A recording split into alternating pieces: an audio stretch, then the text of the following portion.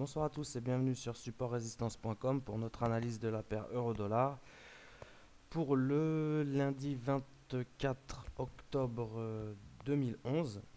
Et donc vendredi, on a eu une très belle journée haussière. Si on se rappelle la semaine dernière, on avait dit que tant qu'on travaillait au-dessus de la zone des 1,37, on préférait rester acheteur. Donc rester acheteur avec des achats sur repli de préférence, donc le plus près possible de cette zone des 1,37, 1,37,30 qu'on avait défini. Donc ce qui nous a permis de travailler le marché à la hausse sur ce support la semaine dernière.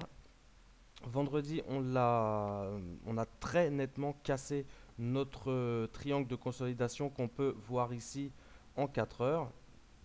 On l'a très bien cassé. Et on a même fait un pullback en 1 heure. On a repris appui, donc là on a le graphique en 1 heure avec le triangle reporté. Et on a même repris appui donc sur la zone 1,38, 1,38, la zone 1,38 voilà, qui a été cassée et qui crée également le pullback après la cassure de cette figure de consolidation. Donc là on a vraiment tous les éléments pour une vraie tentative haussière sur l'euro dollar. Euh, Avant la zone 1,40, 1,41, on n'a pas vraiment de résistance, hein. On se rappelle de notre graphique en journalier. On a une zone 1,40, 1,41 euh, qui pourrait faire résistance. On a les 61% de Fibonacci au niveau des 1,40 également. Mais ici, on a une vraie zone de résistance. Pour le moment, on a une dynamique haussière. On poursuit cette dynamique haussière. Très récemment, on est même sorti à la hausse donc d'une consolidation. Donc vraiment, euh, voilà, on a vraiment aucun élément vendeur sur ce marché. Donc on va rester acheteur tant que pour ma part, je vais attendre vraiment un signal en 4 heures, voire en journalier, si je dois passer short sur le marché. Mais en intraday, ça risque d'être très difficile, sauf si on revient travailler sous les 1,38 assez franchement, assez violemment. Donc on a repris appui sur un 38 ici, on le voit en 1 heure.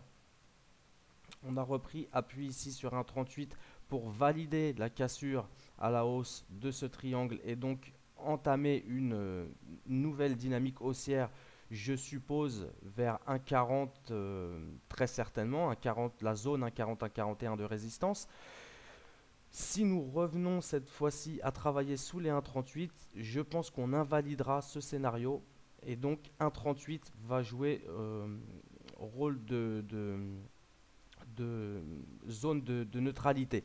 Hein, pour moi, tant qu'on travaille maintenant, donc on avait défini la semaine dernière plutôt un 37, on a cassé notre triangle à la hausse, maintenant on a un support très net à 1,38. Tant qu'on travaille au-dessus de 1,38, on achète l'euro dollar sur repli euh, pour demain. Si on revient par contre à travailler sous la zone, donc on travaille l'euro dollar à la hausse pour demain tant qu'on est au-dessus de 1,38 avec une cible vers 1,3990, 1,39, 1,3940 et 1,3990. Si on parvient à franchir les 1,40, il sera peut-être préférable d'attendre puisque là on va vraiment commencer à arriver sur des niveaux de résistance.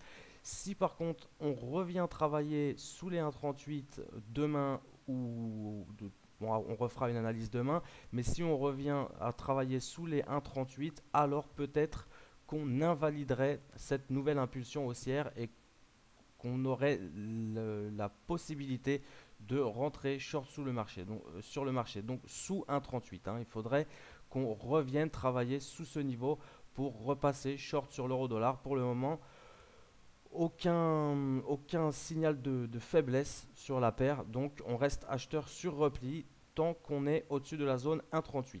Donc avec une cible vers 1,3990 pour demain. Et si on repasse sous 1,38, alors on ira shorter éventuellement le marché avec des cibles vers 1,37, notre ancien support. Je pense très sincèrement que si on revient travailler sous les 1,38, on engagera une vraie dynamique baissière puisqu'on invaliderait en 4 heures notre belle sortie de vendredi. Hein. On voit bien sur le graphique ici en 4 heures en bas à gauche que si on repasse sous la zone 1,38,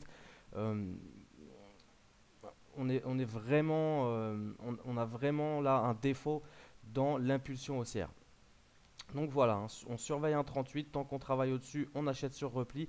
Si on revient à travailler sous la zone des 1,38, alors on cherchera plutôt des opportunités short sur le marché.